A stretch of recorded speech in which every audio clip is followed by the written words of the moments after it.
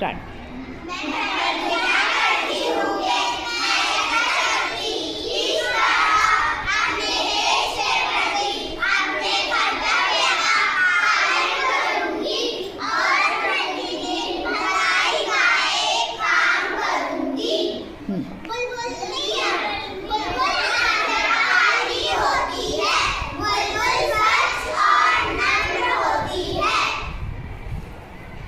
झंडा गीत याद है ना?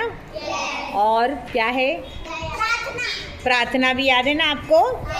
थोड़ा सा झंडा गीत पढ़ेंगे, स्टॉप कर लेंगे, और थोड़ी प्रार्थना पढ़ेंगे, स्टॉप कर लेंगे। चलो।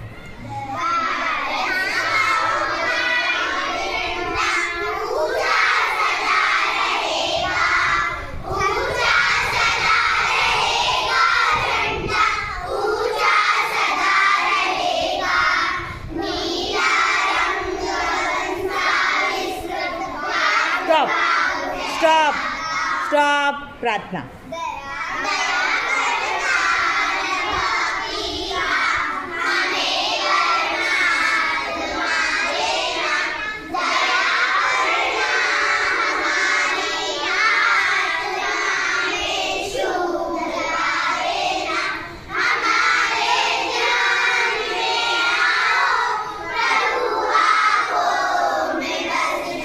Stop stop. गुड।